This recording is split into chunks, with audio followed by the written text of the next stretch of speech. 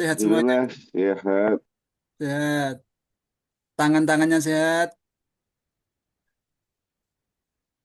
Kakinya Sehat, sehat. alhamdulillah. Kantongnya sehat. Alhamdulillah. Dompetnya sehat.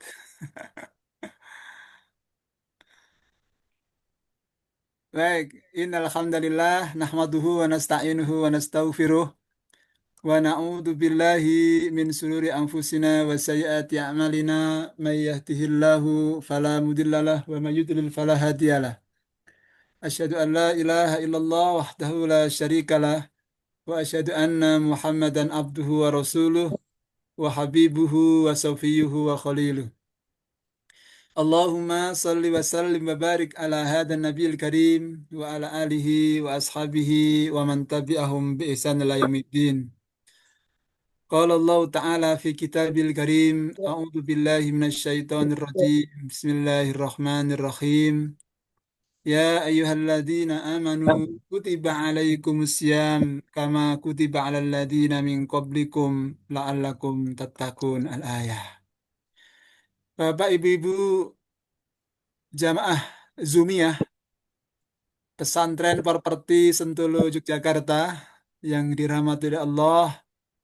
Alhamdulillah pada siang hari ini saya merasa bersyukur sekali bisa bertemu, bisa bermuajahah dengan calon-calon penghuni surga semuanya. Ada Ibu Sulastri, ada Mbak Nadia, ada Mbak Dewi Alfi, ada Mbak Fajriyah Utami, ada Mas Fajar, ada Pak Nanang, ada Pak Burhanuddin, ada Mbak Dewi D. Pazain, ada Bu Siti Masitoh, dan lain sebagainya. Saya merasa bersyukur bisa bertemu dengan Bapak Ibu semuanya dalam keadaan sehat walafiat, dan apalagi kita semuanya dalam keadaan berpuasa. Bapak Ibu semuanya, saya sebelum masuk kepada materi, pahala puasa itu adalah amalan ibadah puasa itu adalah amalan ibadah yang luar biasa. Dan di antara pahala amal ibadah yang tidak bisa digosok atau diambil oleh orang lain atau diculik orang lain nanti di akhirat adalah pahala puasa. Karena pahala puasa itu Allah akan simpan di sisi Allah, dan akan Allah keluarkan pahala puasa itu nanti ketika kita butuhkan ketika di akhirat kelak. Ketika sudah habis semuanya amal ibadah kita, karena nanti itu di akhirat, nanti itu kita akan dikumpulkan oleh Allah, satu sama lain saling dihakimi oleh Allah. Apabila kita pernah menyakiti orang di dunia, maka orang yang kita sakiti itu akan mengambil pahala kita. Dan apabila habis pahala kita, maka orang kita akan diberikan dosa atau kejelekan dari orang lain yang kita dolimi itu. Begitu seterusnya. Nah, saling ambil dan mengambil pahala dan juga mengambil doa dan sebagainya itu. Dan ada satu amalan yang tidak bisa diambil oleh orang lain nanti di akhirat itu, yaitu amalan pahala puasa. Dan Allah akan berikan pahala puasa itu ketika kita butuhkan itu. Sehingga Allah berfirman dalam hadis qudsi, Kullu amal ibni Adam, Kullu amal ibni Adam lahu illa som, fa innahu li wa ana ajzi bihi. Hadis ini diriwayatkan oleh Imam Muslim dan Imam Bukhari. Hadisnya sahih, hadis qudsi, bahwa setiap amal ibadah seorang hamba, seorang anak Adam itu adalah untuk dirinya. Illa saum, kecuali adalah amalan ibadah puasa. Fa innahu li, maka sesungguhnya pahala puasa itu untukku. Wa ana ajbihi, dan aku sendiri yang akan berikan pahala ibadah puasa itu. Berapa kadarnya, berapa takarannya, berapa timbangannya, aku sendiri yang akan memberikan pahala itu. Bukan malaikat dan sebagainya yang mencatat, tapi Allah sendiri yang akan mencatatkan itu. Oleh sebab itu, semuanya jangan pernah meremehkan ibadah puasa ini, jangan pernah mengurangi pundi-pundi pahala ibadah puasa ini dengan perbuatan-perbuatan yang mungkin bisa mengurangi pahala ibadah puasa kita. Suara saya jelas nggih, Bapak Ibu, Ibu Sulastri, Ibu Dewi, jelas ya suara saya? Jelas. Jelas, Ya, jelas. Alhamdulillah. Jelas nggih. Baik, saya ini materinya luar biasa. Kecerdasan spiritual sebagai pondasi finansial. Saya juga nggak tahu ini panitia dari mana ngambil foto saya kok ganteng sekali foto saya di flyernya ini. Mas Fajar dari mana ini? Dari website ya? Dari foto di CV itu Pak, di profile, Oh gitu. iya, terus dimasukkan AI. Seperti biasa. Alhamdulillah. Pantesan kok ganteng sekali. Jangan-jangan realitanya nggak seperti fotonya aja. Baik, Alhamdulillah. Saya kira tema ini sangat penting sekali. Kecerdasan spiritual sebagai pondasi finansial. Di saat dimana kita sedang puasa, nanti di akhir Ramadan, banyak sekali soft-soft masjid yang berkurang. Semakin maju softnya, ternyata apa? Yang ramai adalah mal-mal. Sehingga apa? Mungkin. Nah, ini perlu ini. Penting sekali ini. Kecerdasan spiritual sebagai pondasi finansial. Jadi ada seimbang nanti ini. Baik. Mas Fajar, saya boleh perkenalan dulu nih? Boleh ya? Monggo, monggo. Nah, Bapak Ibu, nama saya Muhammad Muhajir. Muhajir nggih, bukan mujahir. Kalau mujahir itu nama ikan. Memang saya ini nama saya itu nama Islami karena sekarang itu nama-nama anak sekarang itu Michael, siapa lagi namanya biasanya Angel gitu-gitu. Sehingga sekarang itu nama-nama Islami itu agak kurang diminati ya semuanya. Bahkan kadang-kadang salah ngucapin. Nah, alhamdulillah orang tua saya memberikan nama seperti ini dan saya syukuri. Kemudian saya dari Bangladesh, bangsa Lamongan Deso aslinya. Seperti halnya Ustadz Ustadz Robit dari Lamongan, dari Bangladesh, saya ini. Kemudian saya ini menikah, satu istri, tiga anak. Kemudian saya aslinya Lamongan itu. Kemudian sekarang tinggal di Jakal KM 23,23 di daerah Pakem. Di, di kampus namanya PUTM, Pendidikan Ulama Tarjih Muhammadiyah, Pimpinan Pusat Muhammadiyah. Ya. Email saya itu karena saya memang bagian daripada UMY, saya dosen di Prodi Pendidikan Bahasa Arab di Fakultas Pendidikan Bahasa sejak tahun 2011, Bapak Ibu semuanya. Nah, selanjutnya, hmm, ini jenjang pendidikan saya. Jenjang pendidikan saya TK, MI, SMP, kemudian saya pernah di Gontor, kemudian S1 saya di Al-Azhar, Kairo, Mesir, maka di nama saya itu ada LC. LC itu bukan lulusan lucu-lucu, tapi LC itu gelar dari Timur Tengah. Biasanya kalau di Timur Tengah itu LC itu Lizong bahasa Prancisnya atau Licence bahasa Inggrisnya itu. Kemudian saya S3 saya S2 saya di Gajah Mada tamat tahun 2010. Kemudian S3 saya sekarang saya lagi S3 di Malaysia. Insya Allah bulan Maret atau April ini saya ujian. Mohon doanya semoga lulus tahun ini. Allahumma amin ya robbal Amin. alamin. Amin. Ustadz, punten, slide-nya belum pindah. Belum pindah Zat, ya? Iya. Udah Eh, pindah. mungkin ini ke-share ke PowerPoint aslinya, belum ke slide-nya. Oh gitu. Kalau ini Iya. sudah pindah belum? Belum. Bentar, bentar. Oh, oke. Coba saya ulangi dari awal ya. Oke. Ini sudah. Sebentar, masih loading. Nah, sudah. Sudah ya, oke. Gerak-gerak nggak ini? Ya, Gerak? gerak-gerak. Oke, baik. Ya udah berarti udah normal ini. Ya, Alhamdulillah. monggo, Terima kasih Ustadz. Mas Fajar, diingetin ya. Oke. Kalau Mas Fajar dari Jatim atau dari Jombang ya? Iya, Ustadz. Ya, tetangga berarti kita ya. Betul. Alhamdulillah. Baik, Bapak Ibu semuanya, saya ingin menyampaikan bahwa kenapa kok tema ini penting bagi kita semuanya. Bagaimana kecerdasan finansial itu juga perlu dikeseimbangkan juga dengan kecerdasan finansial. Karena Bapak Ibu semuanya, krisis finansial yang ada, baik itu secara global, secara mikro maupun makro, itu sering berakal daripada nilai. Jadi kan ini ada finansial, ada nilai-nilai luhur dalam baik itu dari agama kita maupun budaya yang ada dalam diri kita. Kemudian kecerdasan intelektual itu kadang-kadang tidak selalu menjamin stabilitas ekonomi. Jadi banyak orang yang kadang-kadang pinter, tapi secara ekonomi juga kadang-kadang dia mungkin terlalu tinggi ekspektasi dalam melihat sebuah fenomena atau sebuah peluang, sehingga apa? Ketika ekspektasi terlalu tinggi, stabilitas ekonominya juga kadang-kadang terperosok. Nah, oleh sebab itu, Bapak Ibu semuanya, di dalam masalah ini dibutuhkan yang namanya pondasi spiritual dalam pengelolaan keuangan. Nah, Bapak Ibu semuanya, ini kan para orang tua ya, Mas Fajar ya, sama santri juga ya. Apa santri saja,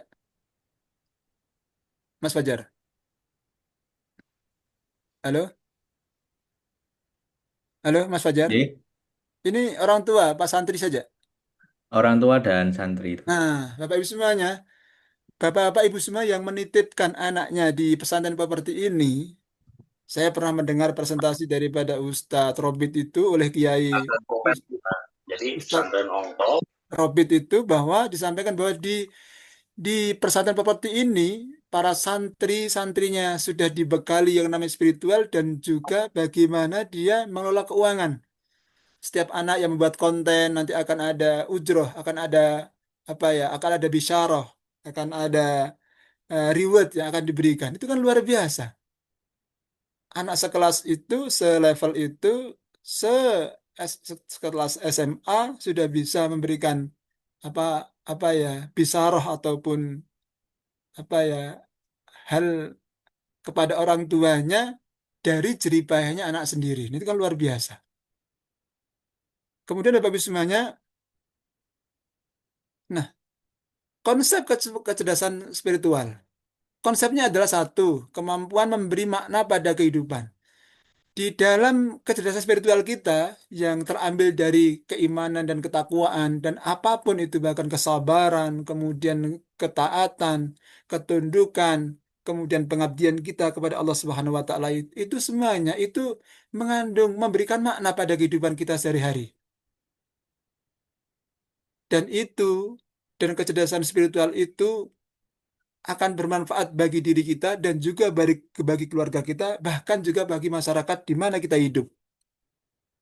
Kemudian bahkan dan kesadaran yang namanya kesadaran atau kecerdasan spiritual itu pasti berlandaskan pada nilai-nilai maha tinggi, yaitu kaitan dengan hubungan kita dengan hablum minallah kita dalam mengambil setiap keputusan. Jadi kalau orang itu punya kecerdasan spiritual yang tinggi, Bapak Ibu semuanya, dan santri-santri pesantren properti yang dirahmati Allah, itu pasti itu berdasarkan pada nilai-nilai luhur, nilai-nilai mulia daripada yang terambil dari nilai-nilai Asmaul Husna misalkan dalam setiap keputusan yang kita ambil dalam kehidupan kita. Oleh sebab itu, di dalam kecerdasan spiritual itu di sana ada integrasi nilai iman. Nah, iman.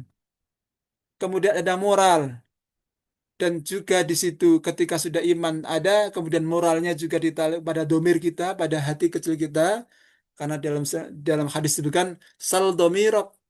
Kalau kita mau mengambil sebuah keputusan, maka tanyalah kepada hati kecil kita. Karena disitulah letak hati itu. Maka dalam diri kita itu ada namanya mudghah. Faida salahat. Kalau seandainya hati kita itu bersih, punya kecerdasan spiritual yang tinggi, maka di dalam kita mengambil keputusan dalam kehidupan nyata, pasti akan diarahkan oleh Allah Subhanahu wa taala karena dia berbasis pada nilai luhur atau nilai yang maha tinggi dari Allah Subhanahu wa taala. Bapak Ibu semuanya, nah, bagaimanakah Islam itu memandang tentang masalah spiritual ini, Bapak Ibu semuanya? Bapak Ibu semuanya, saya pernah melihat podcast daripada Bapak Profesor Dr. B.J. Habibie. yang menurut saya bahwa Pak B.J. Habibie ini adalah orang yang religius menurut saya, punya spiritual yang tinggi. Beliau itu kan kita hanya di akhir atau di masa umur beliau yang tua itu, beliau sudah tua, beliau sudah udur dan sudah pensiun dan sebagainya itu, mungkin setahun sebelum beliau meninggal, beliau itu pernah ditanya, Pak B.J. Habibie, Anda ini kan luar biasa, IQ Anda tinggi, Anda punya hak paten sayap sayap pesawat. Anda punya income yang luar biasa. Tiap hari ada duduk saja sudah mengalir pundi-pundi uang ke kantong Bapak, ke rekening Bapak. Karena Bapak punya hak paten pesawat itu. Hak paten sayap pesawat itu yang ketika pesawat itu, jadi Pak B.J. Habibie menemukan bahwa pesawat itu kenapa kok lentur? Supaya apa? Supaya dia tidak patah. Nah, itu penemunya adalah Pak B.J. Habibie. Kemudian ditanya oleh reporter itu tanya lagi, kira-kira dengan pencapaian Bapak yang seperti itu, hal apa yang belum Bapak temukan dalam kehidupan Bapak? Secara materi Bapak sudah mapan. Kira-kira apa dalam kehidupan Bapak yang di masa di masa tua Bapak ini yang ingin Anda harapkan? Bapak Bijabi mengatakan begini, Bapak Bismanya. Seandainya kalau saya ini bisa hidup lagi, kembali ke muda lagi, ada satu hal yang ingin saya capai, yang itu menjadi penyesalan saya, yaitu kepuasan dalam masalah keagamaan atau spiritual. Karena apa kata Pak Jabi? Ternyata orang ketika sudah tua seperti ini itu akhirnya pada ujungnya adalah ternyata yang paling penting adalah ilmu masalah ilmu agama, masalah spiritualitas yang kita butuhkan. Karena setiap orang itu pengen yang namanya hidup husnul khotimah dan itu terambil dari nilai-nilai spiritual. Nah, di dalam tujuan hidup kita sebagai manusia itu Allah berfirman wa ma khalaqtul di dalam surat Al-Dzariyat ayat 56 mungkin ayat yang sudah masyhur sudah sering kita baca Bapak Ismail mungkin kita sudah hafal semuanya itu Allah berfirman wa ma khalaqtul jinna wal insa illa liya'buduni dan tidaklah aku ciptakan manusia itu kecuali untuk beribadah kepadaku. Nah, di dalam apapun kita bahkan kita sampai puasa kita ini sekarang itu kan Allah sudah sebutkan. Tujuan daripada kita berpuasa, bahwa puasa itu punya mana al-imsak. Al-imsak itu atau menahan, baik dari nafsu, nafsu syahwat maupun nafsu makan, dan sebagainya itu. Semua kan ada imsak itu. Ada menahan, mengekang nafsu kita. Hal-hal yang dihalalkan oleh Allah, Allah perintahkan jangan dulu. Kalian sedang berpuasa. Nanti kalau sudah buka puasa. Tetapi kita sebagai seorang iman, karena ketakwaan kita ikuti itu. Dan di dalam puasa itu Allah sebutkan tujuan daripada puasa itu yaitu takwa. Sebagai apa? Sebagai kontrol diri kita. Nah, ketika orang punya spiritual tinggi, punya iman rasa takwa di situ, maka pada ikatnya ketika dia berhadapan dengan masalah-masalah keuangan, masalah-masalah finansial dia, kontrol takwa itu yang terambil dari diri dia akan berperan, akan aktif di situ. Maka sungguhlah sangat penting sekali bagaimana spiritualitas kita itu berperan penting di dalam kehidupan kita sehari-hari, khususnya di dalam masalah kontrol, masalah finansial. Nah, dan di dalam spiritual itu, Bapak Ibu semua, itu ada amanah. Amanah sebagai prinsip tanggung jawab kita, bahwa kita hidup di dunia itu tidak boleh sembarangan, karena nanti akan ada namanya penghakiman atau mahkamah yang agung, yang maha mulia, yang di situ tangan kita bersaksi, kaki kita bersaksi, mulut kita ditutup, mata kita bersaksi, dan lain sebagainya itu sebagai apa? Bentuk amanah. Nah, kalau nilai-nilai itu sudah ada dalam diri kita, maka sangat mudahlah kita untuk bagaimana kita mengelola keuangan kita sehingga kita sukses baik itu di dunia maupun di akhirat. Bapak Ibu semuanya, landasan Al-Quran. Al-Quran itu kaitan dengan masalah keuangan. Tadi kan kaitan dengan masalah spiritual ya. Sudah disampaikan tadi itu tujuan hidup kita. Dan landasan Al-Quran dalam kaitan dengan keuangan itu Allah berfirman. bahwa di dalam Al-Quran surat Al-Isra itu Allah berfirman, kita tidak boleh melakukan pemborosan. Allah berfirman, Innal mubadzirina kanu ikhwana syayatin wa kana syaitanu lirabbihi kafura.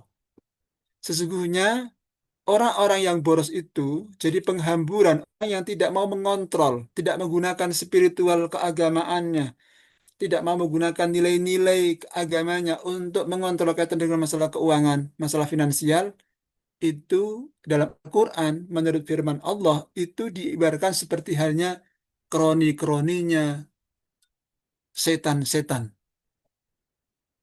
Mas Fajar, mau dikatakan kroninya setan? Nggak mau, Tat. Nggak mau kan? Nah, be- oleh sebab itu, orang kalau itu bertindak boros, maka itu adalah bagian daripada saudaranya setan, temannya setan di situ. Luar biasa. Al-Quran memberikan memberikan apa namanya guidance kita, memberikan arahan kepada kita bahwa kita dalam masalah keuangan itu juga jangan sampai berboros.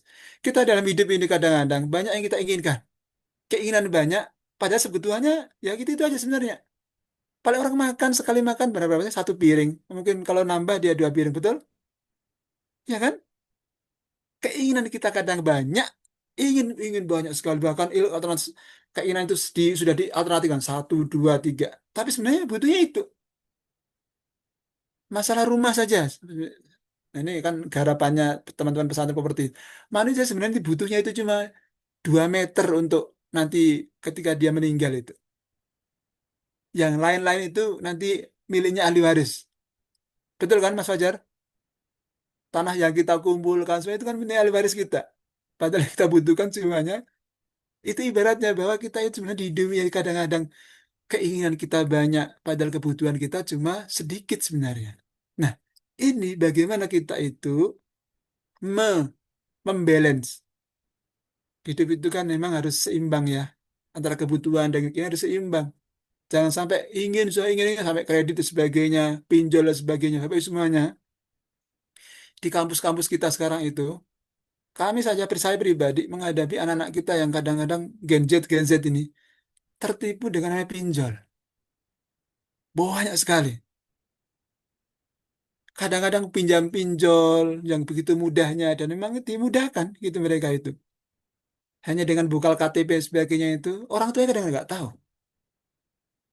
Tahu-taunya sudah tanya sekian, sekian, sekian. Luar biasa sekarang itu. Nah, ini penting Bapak Ibu semuanya. Bapak Ibu semuanya ada di semuanya. Kita semuanya penting untuk kaitan dengan bagaimana nilai spiritual kita itu masuk di dalam kita menentukan pilihan itu. Nah, ada Al-Quran lain, perintah zakat dan distribusi sosial. Nabi Muhammad, Bapak Ibu semuanya, itu di dalam masalah zakat itu disuruh mengambil zakat. Jadi mbak zakat itu pada hakikatnya itu tidak kita setorkan, tapi kita ambil-ambil zakat itu datang kepada rumah-rumah kita, door to door, untuk mengambil zakat itu. Karena dia wajib, maka tidak sukarela kita sebenarnya. Maka ada amil di situ, dan amil itulah yang akan mengambil zakat-zakat itu ke rumah kita. Islam itu sebenarnya konsepnya begitu masalah zakat itu.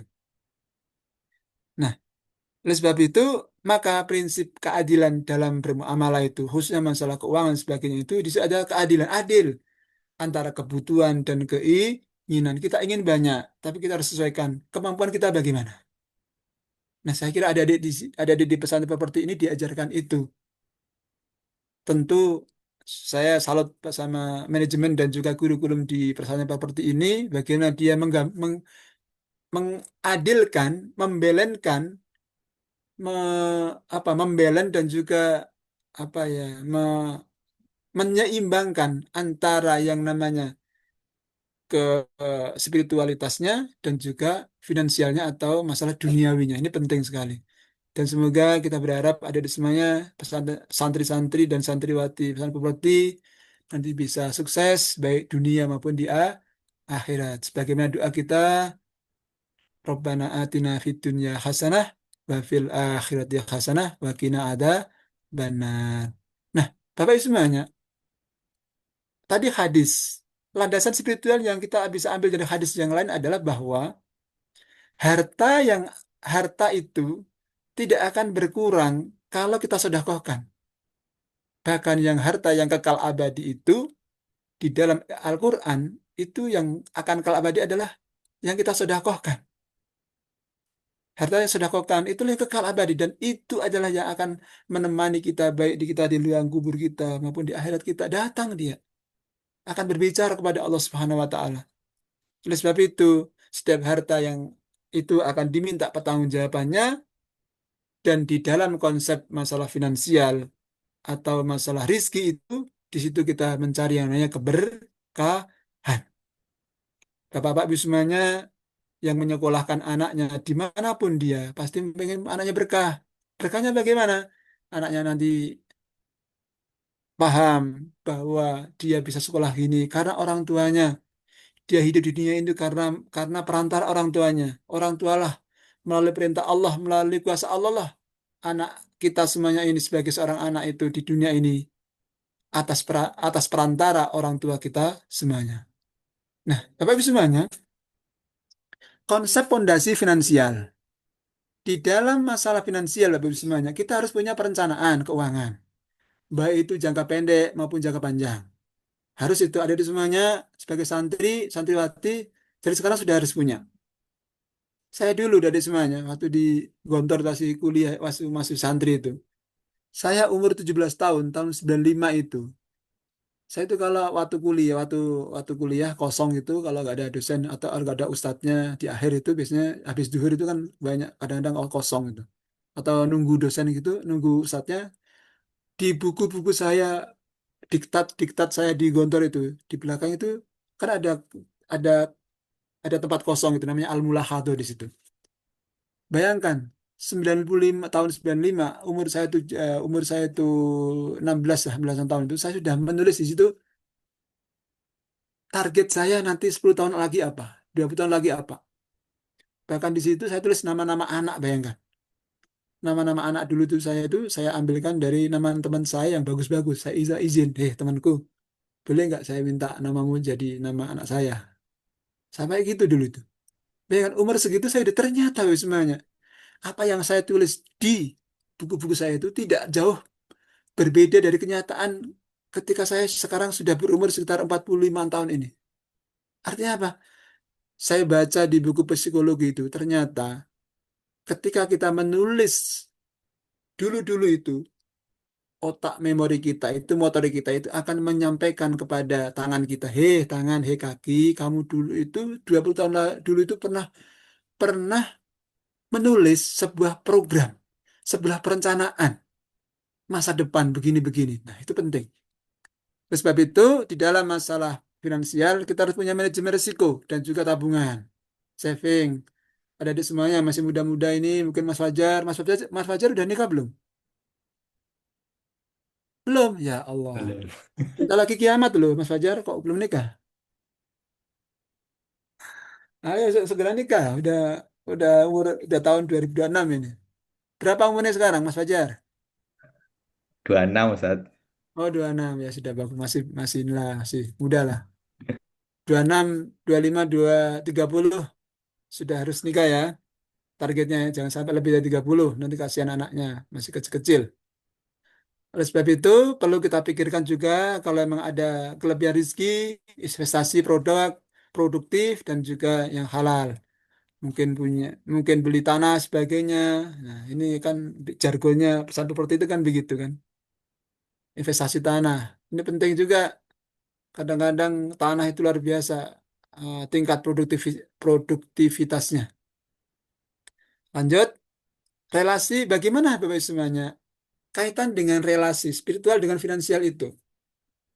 Perlu diketahui bahwa spiritual itu membentuk disiplin dan integritas.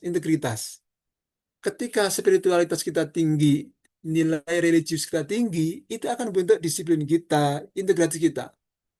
Sebagaimana kita sholat. Sholat itu kan 5 waktu ya. Tepat waktu, adzan, kita ke masjid, jamaah, dan sebagainya. Itu salah satu bentuk pembentukan disiplin. Dan itu ada di dalam spiritual kita, religius kita di dalam beragama. Nilai-nilai disiplin itu ada di dalam pembinaan keagamaan kita, spiritual kita. Rasa integritas tinggi, yang punya komitmen tinggi terhadap baik itu kerja dia, baik itu ketika dia berikan amanah, punya integritas dia. Kemudian, nah, kaitan dengan nilai moral itu akan mencegah korupsi dan penyimpangan. Orang kalau punya moral tinggi, maka dia akan tidak akan korupsi. Karena apa? Kalau kita korupsi, nanti akan ada pengurangan materi dan sebagainya. Bahkan mungkin korupsi itu pahal apa namanya dosanya itu turun temurun, maka perlu diketahui itu. Nah, kemudian ketika orang itu punya spiritualitas tinggi, itu orientasi akhiratnya menyeimbangkan orientasi dunia dan akhirat. Akan balance dia. Allah berfirman, "Walal akhiratu khairul laka minal ula."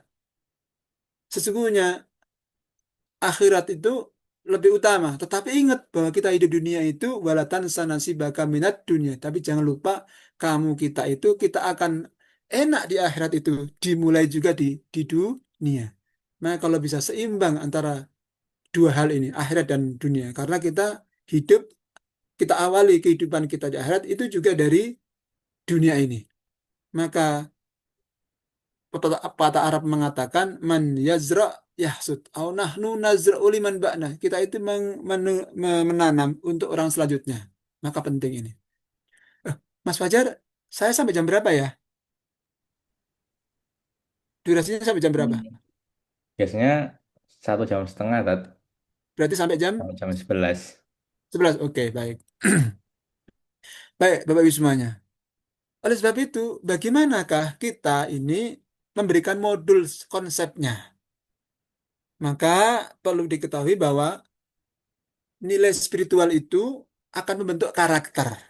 Nah, orang itu pasti orang itu begini-begini, jadinya begini-begini dan sebagai cara berbicara dia, cara bersikap dia itu pasti itu diawali dari nilai spiritual.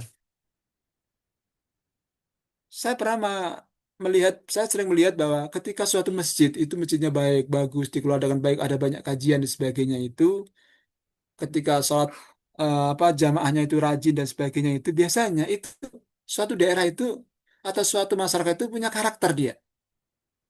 Nilai-nilai lu dijaga. Coba Bapak Ibu lihat bagaimana Joko Karyan misalkan.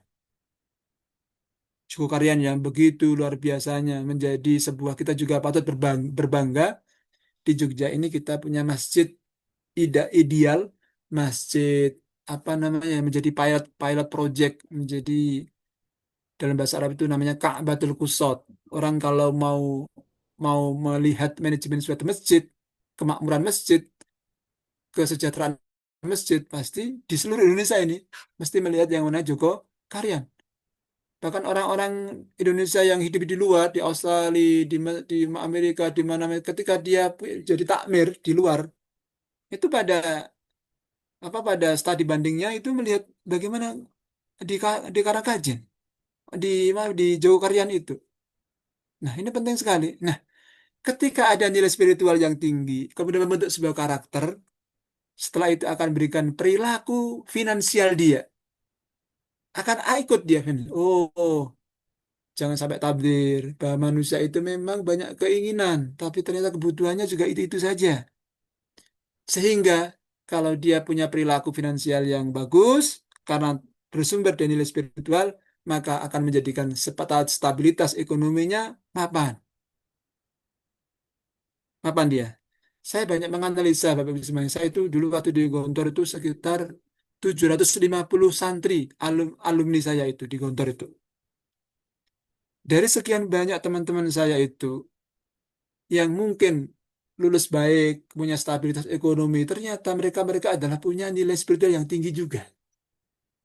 Infak sedekahnya baik, kemudian dia baguslah dia punya perencanaan yang tinggi terhadap masa depan. Itu ternyata saya lihat, secara saya analisa betul-betul sesuai dengan realita yang ada, ternyata memang nilai spiritual itu sangat penting sekali membentuk sebuah karakter seseorang. Setelah membuat karakter, maka perilaku membentuk perilaku finansial juga, sehingga apa? Membentuk sebuah stabilitas ekonomi secara makro, secara luas. Baik itu pada dirinya sendiri, bagi keluarganya, bahkan juga bagi masyarakatnya. Oleh sebab itu, Bapak semuanya, di dalam model konseptual konsepnya secara teorinya integrasi iman, ilmu dan praktek ekonomi ini dibutuhkan. Dan saya kira santri-santri pesantren properti ini luar biasa. Integrasi imannya sudah ada di sana, disediakan masjid yang begitu megahnya, kan? Kemudian ilmunya juga diberikan, bukan hanya ilmu dunianya, akhiratnya, ternyata juga ilmu-ilmu dunianya juga diberikan. Bagaimana mengelola sebuah perumahan, bagaimana closing rumah dan sebagainya itu kan luar biasa ilmu itu.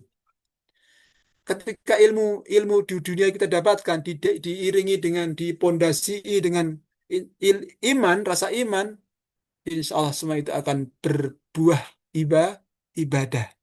Sehingga dari situ akan menjadikan praktek ekonomi, stabilitas ekonomi dalam kehidupan kita sehari-hari. Lanjut, Bapak Ibu semuanya. Oleh sebab itu, eh, karakter, ngambil cas dulu.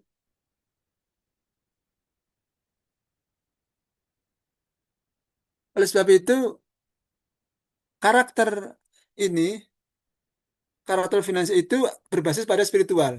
Ada kejujuran di situ dan transparan, ada disiplin dan konsisten, kemudian dermawan dan peduli. Kenapa harus dan peduli? Jadi sehingga karakter finansial itu harus berbasis pada spiritual. Kenapa begitu?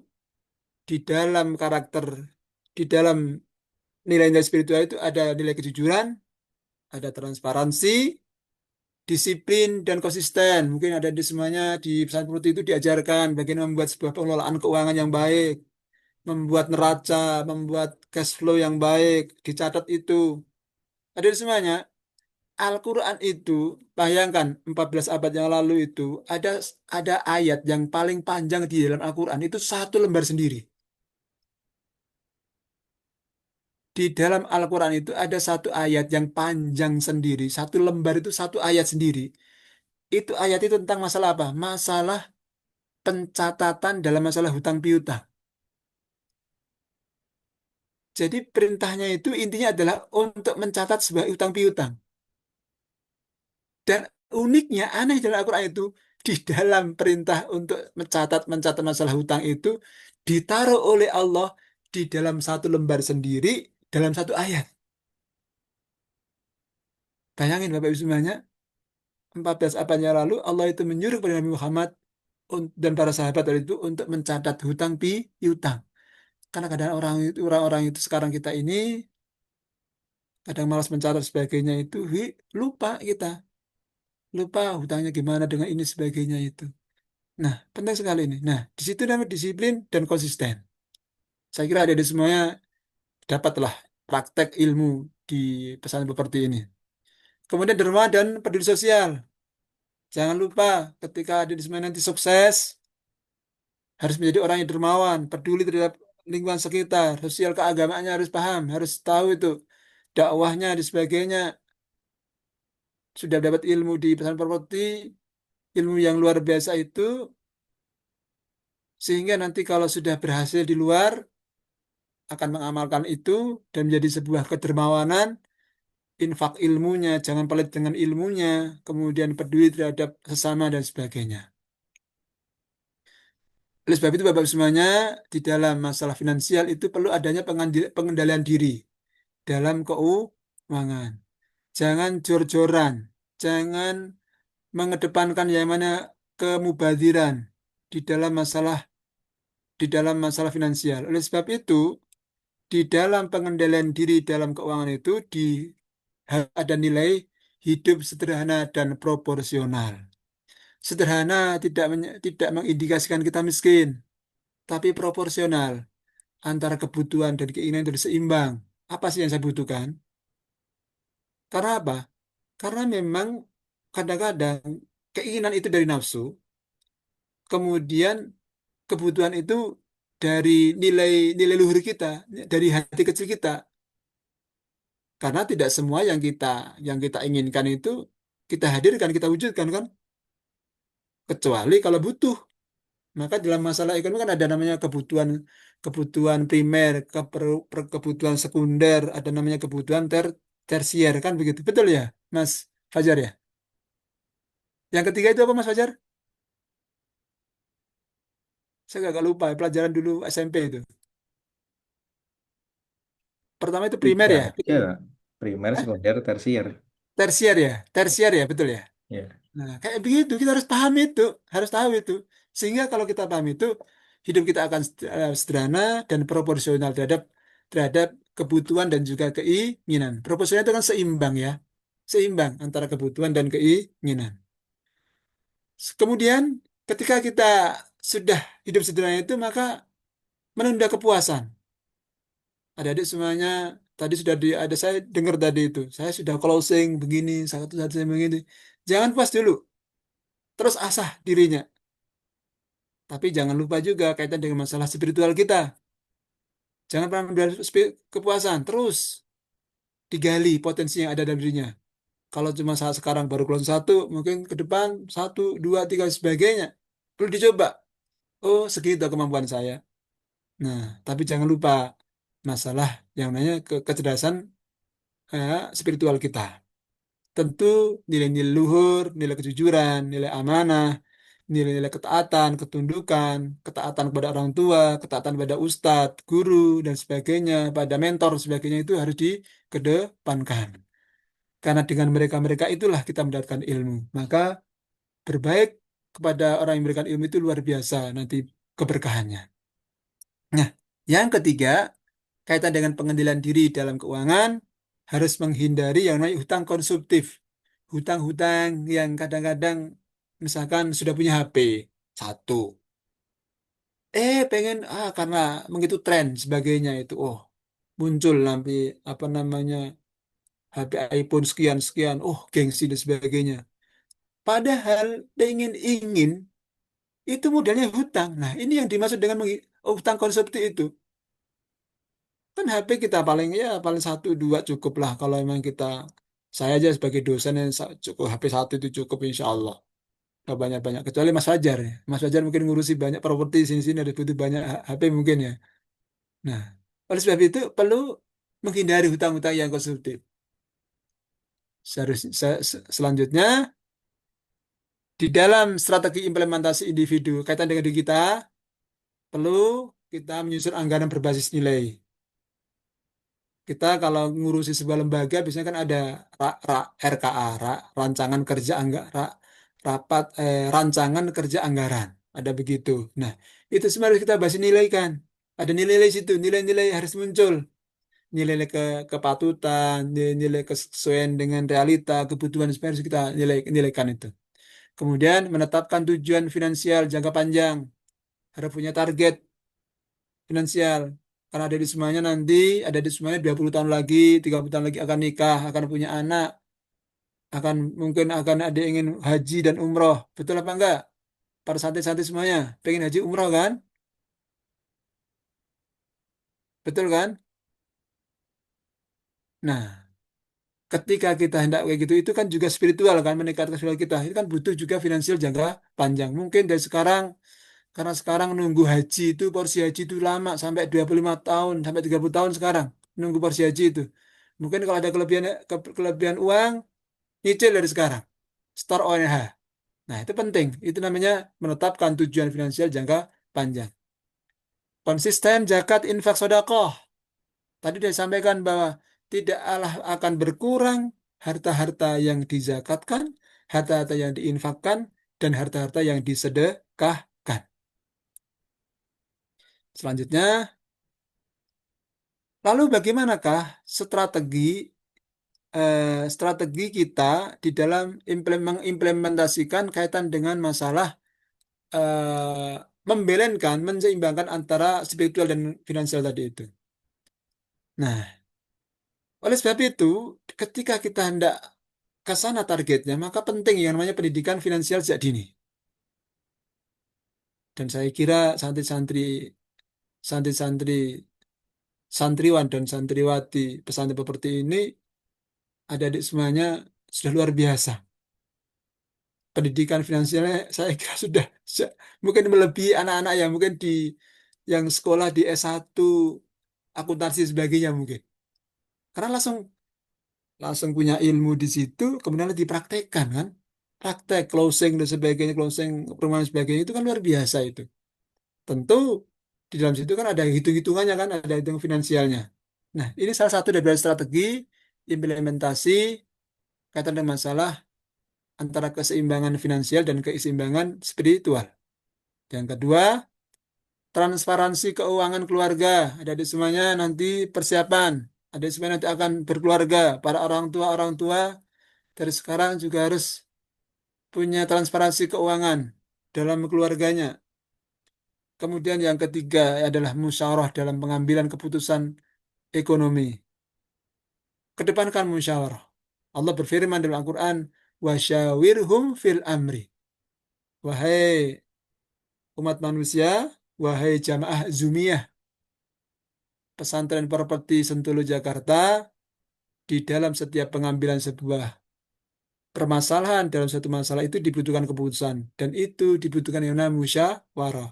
Kadang-kadang kita sebagai manusia itu perlu adanya tukar pikiran dengan orang lain, mengambil maslahah dari setiap apa yang akan kita ambil keputusannya itu. Insya Allah, ketika suatu permasalahan, di situ kita musyawarahkan, akan ada maslahah di situ. Karena apa? Nabi Muhammad bersabda, tidak akan umatku itu berkumpul untuk mencari solusi dalam masalah kejelekan. Maka di situ musyawarah di situ. Nah, Bapak Ibu semuanya, di dalam era modern ini ada banyak sekali tantangan. Nah, saya ingin sebutkan di sini. Tadi saya sudah sampaikan bahwa di dunia kampus, anak-anak muda sekarang Gen Z itu masa luar biasa tantangan era modernnya itu. Saya pribadi menangani yang namanya pinjol itu di kampus kami Bapak semua udah hampir, wah luar biasa sekali. Hampir setiap semester, setiap bulan itu ada kasus masalah pinjol di anak-anak kita. Ini kan tantangan modern, tantangan era modern kita. Anak-anak Gen Z kita ya begitu rapuhnya kaitan dengan masalah spiritualnya, terlalu rapuhnya dengan tawaran-tawaran dunia maya.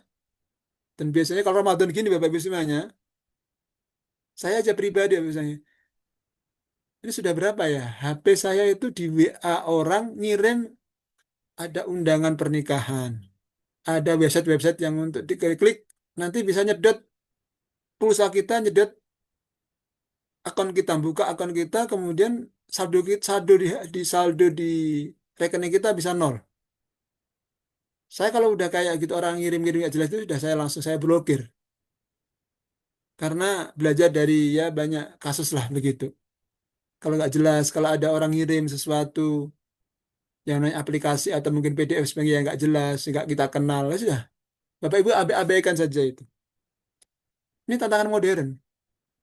Kita ini perlu berhati-hati kaitan dengan masalah-masalah kayak begini. Karena apa? Dunia maya itu kan dunia yang di situ ada semuanya ya. Namanya konsep dasar dunia maya itu era modern ini, dalam dunia maya itu ada baik, ada buruk. Di dalam baik dan buruk itu kita harus milih mana yang baik dan mana buruk. Dan di situ dibutuhkan yang nilai keagamaan juga, nilai spiritual yang tinggi, khususnya masalah kewaspadaan. Waspada, tetap waspada. Kalau mau transfer, ke siapa harus jelas. Sudah, kalau ada telepon, kita harus perjelas dulu ini gimana-gimana, jangan sampai penipuan dan sebagainya. Sudah banyak begitu, apa semuanya. Begitu mudahnya orang sekarang tergiur. Ini semuanya apa? Tantangan era modern yang begitu kompleksnya kehidupan. Oleh sebab itu, semuanya di dalam tantangan era modern ini, satu, konsumerisme dan gaya hidup instan. Nah, ini penting. Gaya hidup manusia sekarang itu, era modern itu adalah konsumtif. Konsumsinya tinggi sekali. HP sajalah coba. Kadang ada orang yang sampai punya HP 5 dan sebagainya. HP semuanya. Itu gimana itu, Pak? Ya mungkin kalau dia mungkin direktur apa gitu pakai HP nggak apa-apa. Padahal banyak juga direktur itu yang HP-nya cuma satu dua ngurusi banyak perusahaan. Tapi ada juga ya gitu konsumtif. Karena apa? Budaya konsumtif itu tersajikan di TV-TV kita, di YouTube-YouTube dan platform-platform sosial media yang lain.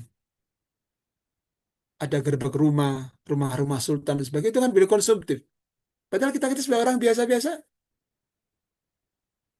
ini apa? Ketika melihat tayangan kayak gitu terobses dulu. Oh, kayak gini sultan, tajir dan sebagainya, tajir melintir dan sebagainya.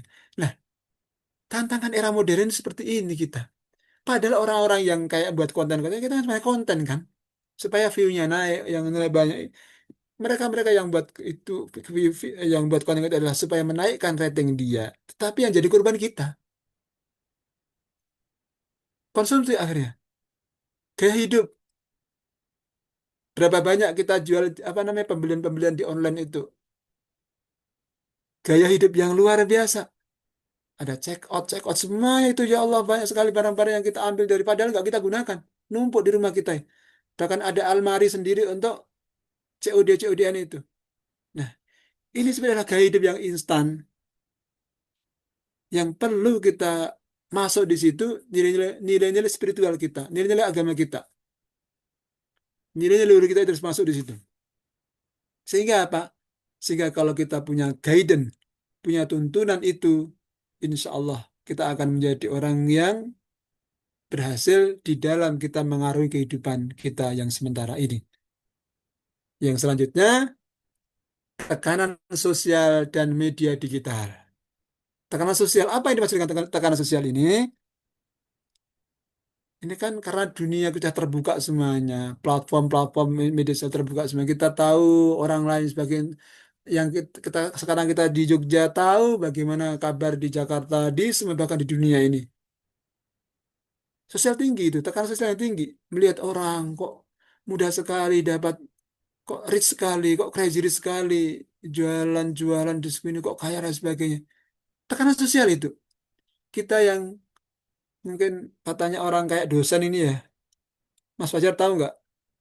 Kalau dosen itu singkatannya gedobos gaji ini saksen katanya. Betul Mas ya? Dosen ini kan ya katanya orang begitu. Nah, kalau kita nggak punya jiwa spiritual tinggi tapi sebenarnya, udah tekanan sosial tinggi. Wah, akhirnya ya, akhirnya apa? Banyak orang yang mengambil keputusan instan untuk mendapatkan keuntungan yang sebanyak-banyaknya. Tuntutan tekanan sosial tinggi. Nah, itu semuanya berbasis pada nilai digital, media digital di situ. Jadi ada kaitan antara tekanan sosial ini dengan media digital yang ada di hadapan kita semuanya. Nah, yang tiga, kurangnya literasi keuangan berbasis nilai. Nah, ini penting. Bagaimana nilai-nilai spiritual, nilai luhur, nilai keagamaan itu penting untuk masuk di dalam keseimbangan keuangan kita. Bagaimana literasi keuangan kita itu juga berbasis pada nilai, sehingga apa? Nilai dan antara nilai dalam keuangan itu nanti berbanding lurus, seimbang, menjadikan hidup kita itu stabil, khususnya stabil dalam masalah keagamaan dan juga masalah finansial. Oleh sebab itu, Bapak semuanya, ada tiga hal solusi integratif yang ingin saya sampaikan. Semoga ini bermanfaat nanti, apalagi ini Ramadan, ini kan ngaji Ramadan ya. Ngaji Ramadan kaitan dengan masalah spiritual dan keuangan kan. Kenapa kok keuangan? Kita hidup di dunia ini nggak pernah lepas yang namanya keuangan. Nggak pernah lepas namanya namanya apa namanya kehidupan spiritual. Orang kalau melepaskan antara masalah keagamaan dengan duniawi kan keuangan kan duniawi ya. Itu namanya sekulerisme. Ada namanya ada namanya aliran sekulerisme yaitu orang-orang yang memisahkan antara yang nilai-nilai agama dengan yang namanya nilai-nilai nilai duniawi. Ini namanya sekuler. Karena apa? Orang-orang sekuler itu berpendapat bahwa udahlah orangnya agama ya agama aja, dunia-dunia aja. Orang kalau berpolitik ya politik aja, nggak usah bawa agama. Nah itu mereka. Nah tema yang diberikan oleh oleh panitia, oleh teman-teman, oleh Kiai Ustadz Robit ini penting ini. pegangan dalam hidup kita itu jangan sampai sekuler kita. Ingat, nilai agama itu akan menggait kita, akan menuntun kita bagaimana kita mengakhiri dunia ini. Bahkan di dalam kehidupan kita ini jangan sampai lepas dari nilai nilai inti, nilai utama, nilai-nilai mulia itu, yaitu nilai keagamaan. Nah, ini penting. Jadi kalau saya berpikir bahwa santri-santri di pesantren seperti ini, dan saya kira orang tuanya juga itu diajarkan untuk supaya beragama secara kafah. Coba sama-sama ibu semuanya. Udhulu fisilmi kafah. Udhulu fisilmi kafah. Beragamalah dengan secara kafah, secara keseluruhan, secara totalitas kafah itu. Jangan separuh-separuh agama-agama. Nah, sekarang di Indonesia sudah marak Pak Pemirsa yang namanya pemisahan antara masalah-masalah agama dengan masalah dunia. Orang berpolitik jangan bawa agama. Orang berbisnis jangan bawa agama. Orang berdagang jangan bawa agama. Gak boleh nilai agama masuk. Jangan, itu salah itu. Salah itu. Maka judul yang diberikan kepada saya ini itu judul yang sangat aplikatif sekali sudah. Sudah langsung. Itu berarti sudah nggak ada namanya pertentangan masalah sekularisme. Berarti insya Allah pesantren perpoti ini akidahnya lurus, Mas Fajar ya. Lurus ya. Lurus sekali ini. Sudah nggak mikirkan masuk sekuler sudah. Harus, memang harus. Dari judulnya sudah nampak di situ bahwa nilai agama itu harus masuk juga di dalam masalah keseimbangan finansial. Nilai spiritual harus masuk dalam keseimbangan spiritual itu udah luar biasa ini. Jadi apa yang diberikan, apa yang judul yang diberikan oleh panitia jamaah, kajian jamaah Zumiyah, si bos ini, perpati seperti ini sudah luar biasa. Sudah aplikatif sekali, sudah luar biasa menurut saya. Sudah nggak masuk pada wilayah diskusi lagi, tapi langsung aplikatif. Bagaimana di dalam kita melakukan keputusan-keputusan ekonomi itu dibutuhkan yang namanya nilai keagamaan di situ. Oleh sebab itu, saya ingin menawarkan solusi integratif antara kaitan dengan masalah keseimbangan spiritual dengan masalah finansial itu. Kecerdasan spiritual dengan kecerdasan finansial itu. Pertama, harus adanya integrasi pendidikan spiritual dan finansial. Nah, ini saya kira sudah ada ini di pesan seperti ini.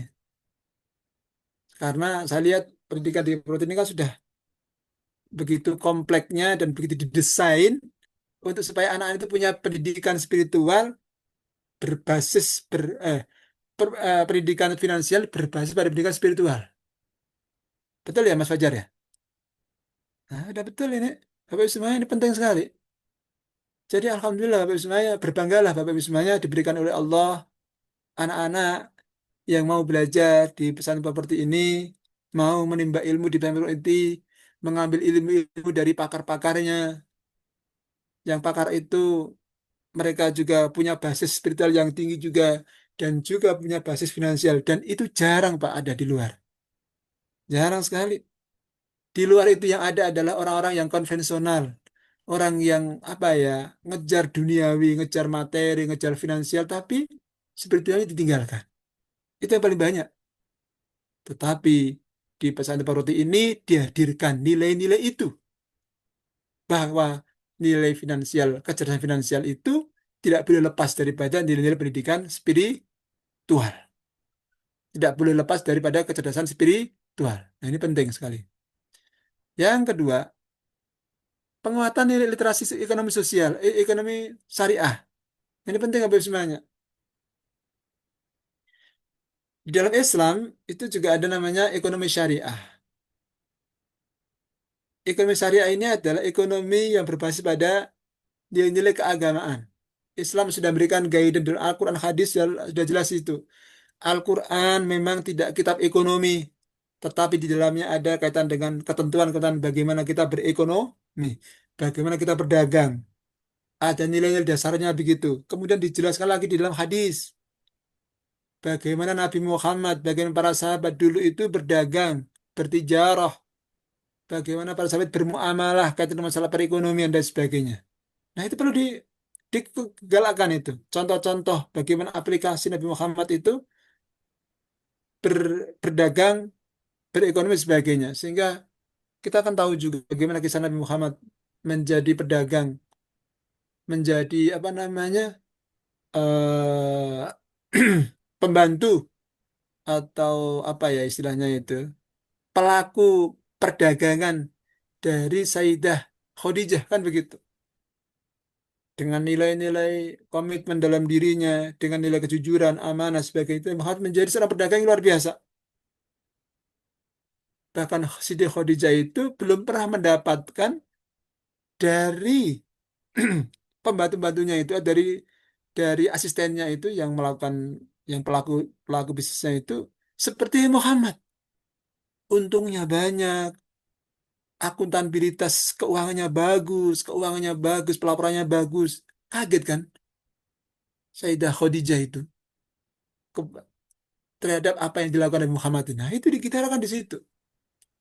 Kemudian yang ketiga, evaluasi rutin antara tujuan hidup dan tujuan finansial. Bapak Ibu semuanya, setiap kehidupan kita ini tentu ada tujuannya. Hidup dunia ini mesti ada tujuannya. Orang yang tidak punya tujuan hidup itu lebih baik nggak bisa hidup. Maka ada patah mengatakan, hiduplah sekali, hiduplah yang berarti. Hidup sekali, hiduplah berarti. Takut mati, jangan hidup. Takut hidup, mati saja. Kan begitu. Ada patah mengatakan, hidup sekali, hiduplah yang berarti. Takut mati, jangan hidup. Takut hidup, mati saja. Kan begitu. Maka perlu ini, ada tujuan di situ. Nah, karena tema kita tentang bagaimana tujuan tujuan kecerdasan finansial, kecerdasan spiritual dan kecerdasan finansial, maka di dalam dua ini harus ada namanya tujuannya. Insya Allah, kalau kita tahu tujuan kita, bagaimana kita menghadirkan tujuan-tujuan itu, akan terarah kehidupan kita, akan menjadi apa namanya, penuntun bagi setiap langkah-langkah kita, bagaimana kita mengambil keputusan dalam sebuah keputusan finansial, ekonomi, dan sebagainya. Lepas itu Bapak Ibu semuanya, nah ketika Bapak Ibu semuanya kita punya solusi itu, akan ada muncul namanya dampak dampak jangka panjangnya. Pertama apa? Dampaknya stabilitas ekonomi keluarga. Maka kalau bisa, Mas Fajar, dari sekarang, karena antum sudah, saya kira sudah mulai berpikir lah bagaimana merancang sebuah keluarga yang punya ekonomi yang kuat. Nah, berarti sekarang harus punya ini, harus punya yang namanya eh, dampak solusi tadi itu. Sehingga apa? Insya Allah, kalau sudah punya perencanaan solusi itu, akan menghasilkan yang dampak jangka panjangnya. Apa itu? Stabilitas ekonomi keluarga. Perencanaan, karena apapun langkah 1.000 kali kita ke depan, masa depan kita dan sebagainya itu diawali dari langkah-langkah awal kita. Dan kalau langkah awal kita baik, stabilitas ekonomi keluarga kita juga akan baik. Ustadz, mohon maaf nih, Ustadz Fajar juga waktunya ada tanya jawab, J nanti Oh jangan gitu. lupa. J, Nggih. dialognya yang ini yang penting kan biasanya banyak calon wali yang mengendaki tanya jawab, J. Oh gitu. Nggih. Ini memang saya Ya, sisakan J, seperempat jam nanti untuk tanya jawab. Sekarang sepuluh empat puluh J, tiga ya. Tinggal dua J, slide J, lagi. monggo, siap. Oke. Ngapunten, monggo dilanjut. Kemudian kalau nanti Bapak Ibu semua sudah akan nampak jangka panjang itu kesejahteraan sosial dan berkelanjutan. Sosial kita akan maju Bapak Ibu semuanya. Hidup kita dunia ini tidak akan pernah lepas yang namanya masalah material. Tentu itu. Material baik, insya Allah semoga kaitan dengan masalah spiritual kita juga baik. Kita berada begitu. Ini belalah di situ. Jangan sampai materi kita baik, keluarga kita cerai berai. Keluarga kita kena narkoba, sebagainya banyak Bapak Ibu semuanya. Saya sudah banyak menjumpai keluarga orang tuanya itu, oh luar biasa bisnis banyak sekali. Anaknya tidak terurusi, terkena narkoba, menjadi pengedar narkoba dan sebagainya. Nah ini jangan sampai kayak gitu. Kemudian ketenangan batin dan keberkahan hidup itu akan hadir ketika kita sudah punya perencanaan, sudah mengaplikasikan solusi tiga yang sudah saya sampaikan tadi di atas. Oleh sebab itu kesimpulannya bahwa kecerdasan spiritual adalah fondasi utama finansial kita. Jangan pernah membedakan antara dua hal ini atau memisahkan antara keduanya itu. Harus diikuti senantiasa fondasi finansial kita itu harus berbasis pada kecerdasan spiritual kita. Dan insya Allah di pesan Prabhupada diajarkan antara kedua hal ini. Kemudian keuangan yang sehat berakar pada nilai yang benar.